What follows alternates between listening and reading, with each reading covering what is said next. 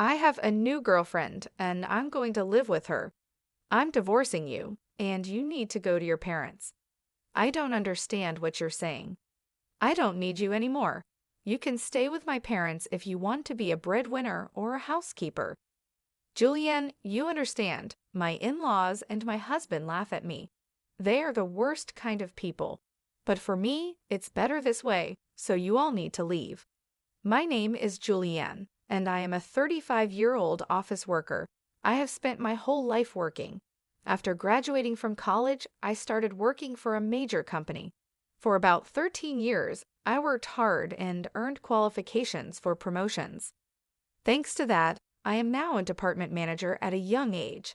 I am blessed with a boss who always has something useful to say and a team of highly motivated and talented subordinates. My work life was very fulfilling, but my personal life was not at all. I had a boyfriend once when I was a student, but none since I started working. Worried about my situation, a friend of mine hosted a dinner party for me. That is where I met Jake. He was kind, had a nice smile, and seemed very personable. Since he was the same age as me, we had a lot in common and enjoyed talking to each other. We soon became friends, exchanged contact information, and started going out to eat alone together. Then he confessed his feelings for me, and we started dating. We got along well, he proposed to me, and we ended up getting married. I was so happy to be married to the man I loved so much. Soon after, I went to his parents' house to meet them. His parents were very kind and welcomed me with open arms. Julianne, it's nice to meet you.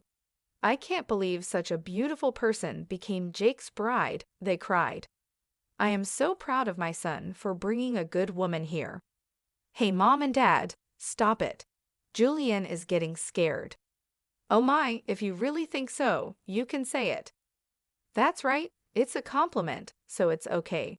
His parents were very friendly and easy to talk to, just like him. Julianne works for a major company, doesn't she? Oh, that's great. It's cool to be a woman who can work hard. Will you quit your job when you get married? No, I'm going to keep working. Well, you've got a good job at a good company. That's better. I was relieved. According to my friends, their mothers-in-law often told them to quit their jobs, saying it was a wife's job to support her husband. So I was glad. I thought to myself that my future mother-in-law was generous. After greeting my parents, we got married. My heart was filled with excitement for the new married life that was about to begin. My husband moved into the house I was living in, and we started our new life together. I was very happy to be newlyweds with my husband, whom I loved very much. I was happy to be at home with him all the time and to have him home when I came back from work. 8 months into our life together, my husband said he had something he wanted to discuss with me. If you don't mind, I'd like you to live with my father and mother. What do you mean, live together? Yes, they are getting old, and I am worried about many things. I see. I can certainly understand how my husband feels. My parents are about the same age as my husband's parents, but my brother and his wife are currently living with them, so I have nothing to worry about. However, my husband is an only child, so it is understandable that he is concerned about his parents.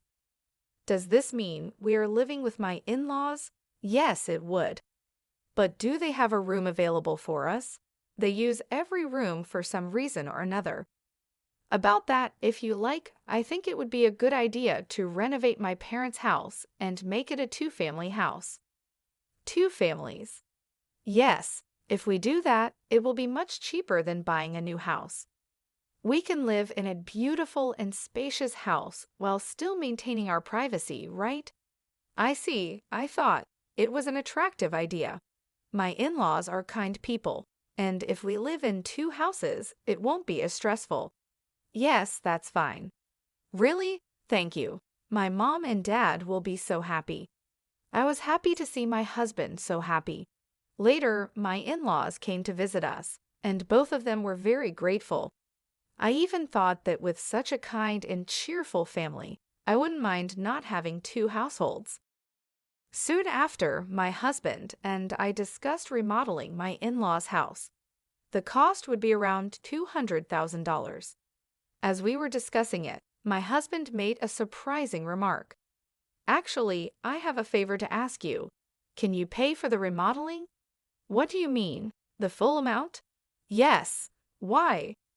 My husband looked very uncomfortable. Actually, we are in debt. I was shocked. Neither my husband nor my in-laws had ever mentioned this when we were dating or when we got married. How much debt do they have? About $250,000. What? I thought it would be a few tens of thousands of dollars, but I was surprised of the amount. I ended up shouting out loud. It wasn't so bad at first, but it gradually grew. Even if I tried to pay it back, I couldn't. My parents are already living on a pension, and the debt is getting bigger and bigger. I see. I couldn't hide my surprise and upset at the sudden revelation. I had no idea that my in-laws owed such a large sum of money. Julianne, I need a favor. Will you help me pay off my father and father-in-law's debt? They can't afford it anymore, and I don't make a very good salary either. Then isn't it going to be tough to renovate the house and live together as two families?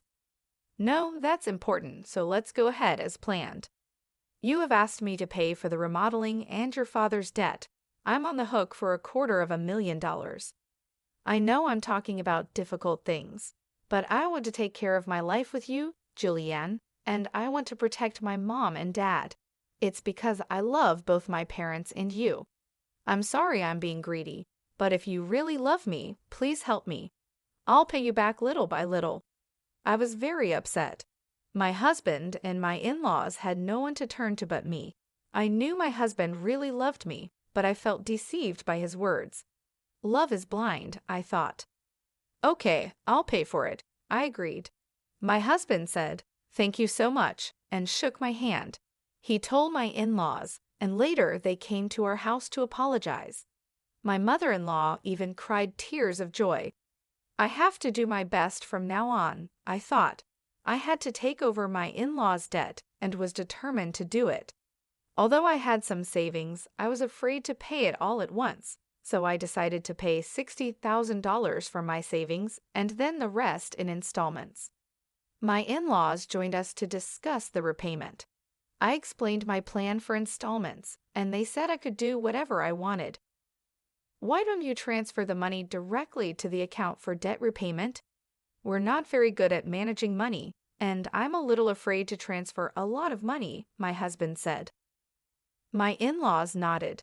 It would be time-consuming for me to transfer the money to my in-laws' account, and then for them to transfer it to their repayment account. Since it was a large sum, I didn't want the money to get lost in the process, so I agreed to transfer it directly. Once the conversation was settled, my in-laws looked very relieved. Now we don't have to be afraid of the monthly debt collection. It's been really scary. Dad and Mom, you should thank Julianne properly. Well, I can't tell you how many times I thanked you. I can't thank you enough. Thank you so much. I'm so glad Julianne became his wife. No, no, no, I said. I was happy that my in-laws were happy. However, I felt a little uncomfortable because I thought they might see me as just a money source. Even though I felt a bit bad, I wanted to take care of my beloved husband's family. With that in mind, I began to make the payments, and we remodeled our house, making it a two-family home. We started living together in a beautiful and spacious house. My in-laws were very happy, and my husband's eyes lit up at the new house. I enjoyed cooking in the new kitchen and was glad we did the remodeling. It was more convenient and closer to work, which shortened my commute and gave me more free time. I could use that time to study. I worked hard every day to pay off the debt. However, something bothered me. My husband did not help pay off the debt at all. When I told him about my in-laws' debt, he said he would help, but he never paid anything from his own paycheck. When I asked him about it, he said his salary was not enough. I asked to see his pay stubs, but he refused, so I didn't know how much he earned. I worked hard for about a year to pay off the debt. One day, my in-laws asked how much money was left to repay. If it's been a year, you haven't paid back that much, right? Well, we've paid back about $60,000 this year, so the remainder is roughly $180,000. My in-laws were extremely surprised. What? You paid back that much, Julianne? That's amazing. At this pace, you'll finish paying off the loan in about 5 years. If I work hard, I'll be able to pay it off, I replied. Thank you so much, my in-laws said, crying and happy. Seeing them so happy made all the hard work worth it.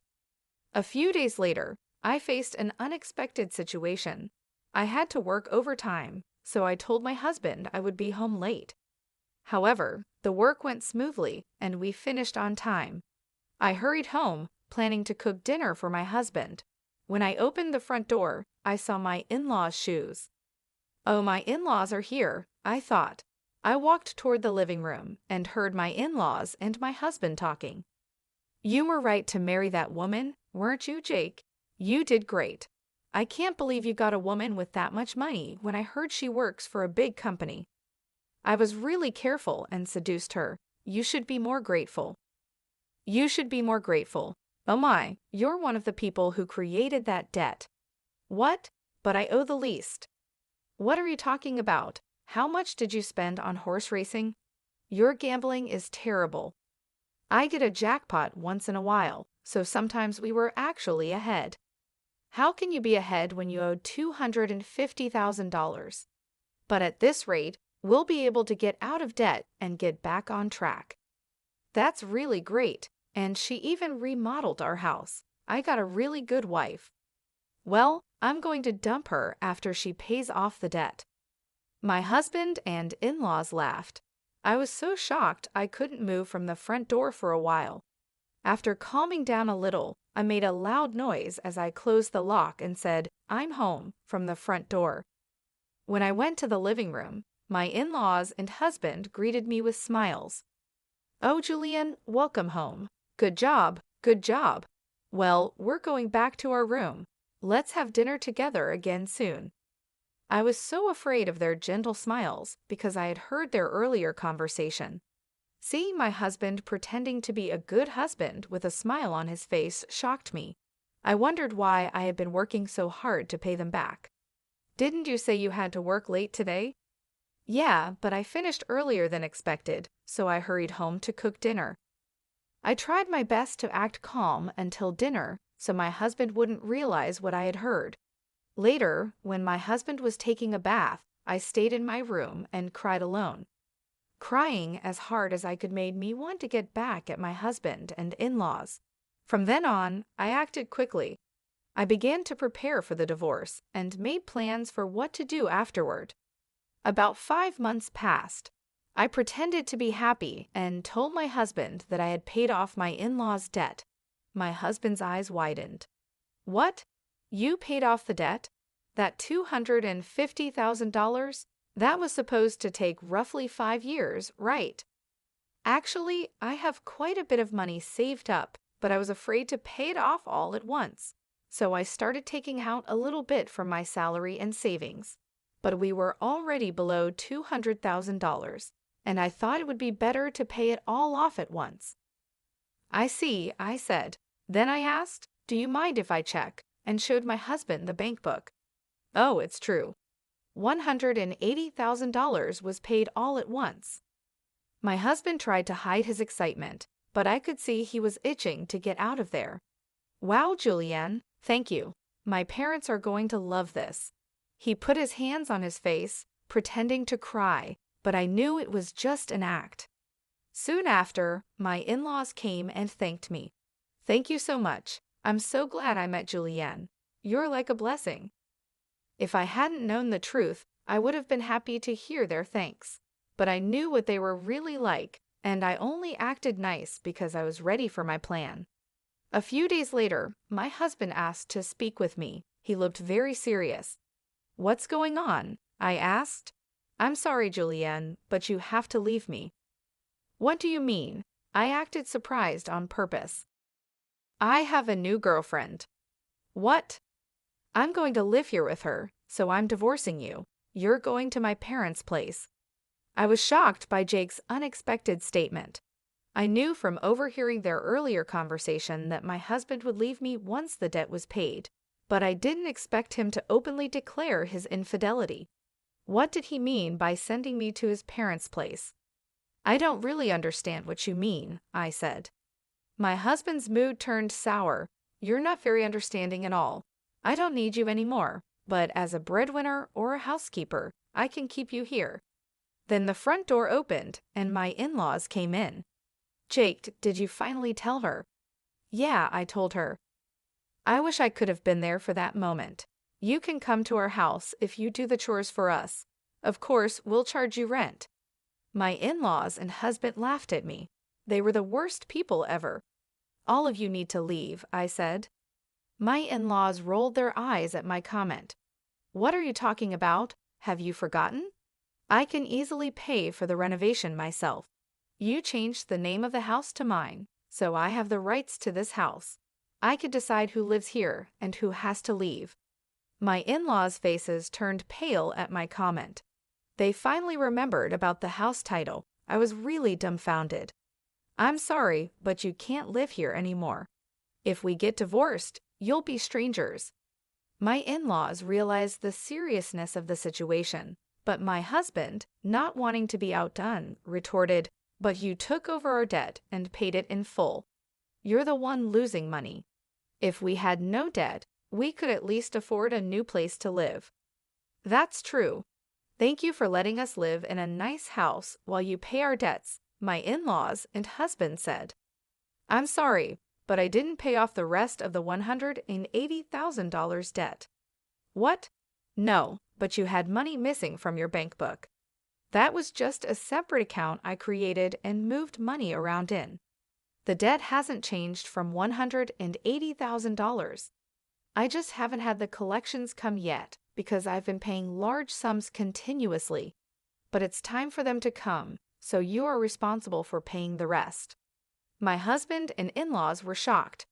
Then I warned them, Jake, you told me you were having an affair, so you should pay alimony. I'll charge your partner for the affair too. Oh no, she went out with me because she thought I had money and a house. If I have to pay alimony, she'll dump me. I don't care about that. No, I apologize. Please don't leave us, my husband pleaded. My husband was afraid of being dumped by his lover, and my in-laws were afraid of being left by me. They were truly selfish. I have nothing to do with you people anymore, no matter what you say. I have also put this house on the market. I will also have you pay the $120,000 debt I paid on your behalf through my lawyer. My in-laws froze, stunned by the loss of everything they had. I then demanded a divorce and alimony from my husband through my lawyer. I also demanded alimony from his lover and $120,000 from my in-laws for what I had paid. Actually, that renovated house sold for about $400,000. It was in a good location, and a family looking for a duplex bought it at a good price. I had to pay $320,000, which included the $120,000 debt and $200,000 for the renovation. However, I ended up gaining $80,000 from selling the house. Additionally, I received alimony from my ex-husband and his affair partner, which greatly improved my financial situation. On top of that, I got a $120,000 payment from my ex-parents-in-law. I ended up benefiting the most from this situation. I believe this is fair because the damage I suffered was significant enough to make me distrust people. Initially, I had savings because I was learning how to invest, with the goal of paying off my in-laws' debts as quickly as possible.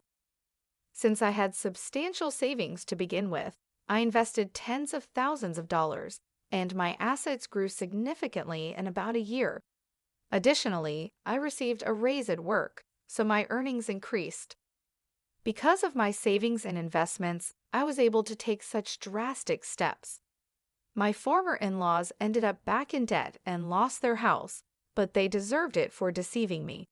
People who cheat others should face the consequences. This experience has taught me to be more cautious and develop a better sense of judgment about people. Moving forward, I will continue to save and increase my assets so I can live a comfortable life in my old age. I want to make happy memories with people I can truly trust. For example, I started by focusing on improving my financial knowledge. I took courses and read books about investing and personal finance. This helped me make informed decisions about where to invest my money. Over time, I diversified my investments, spreading them across different asset classes like stocks, bonds, and real estate. This strategy helped grow my wealth steadily and securely.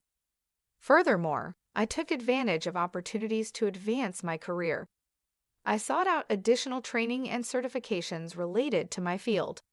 These efforts paid off when I received a significant promotion and raise.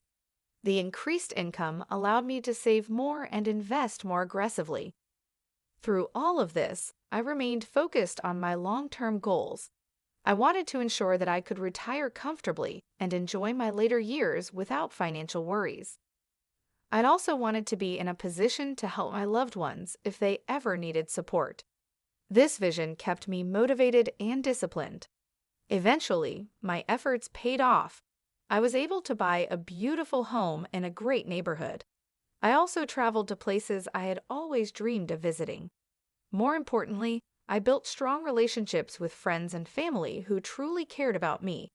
These connections brought me joy and fulfillment. Looking back, I realized that the challenges I faced with my ex-husband and in-laws taught me valuable lessons. They pushed me to become more self-reliant and financially savvy. They also helped me appreciate the importance of surrounding myself with trustworthy and supportive people. In conclusion, I transformed a difficult situation into an opportunity for growth.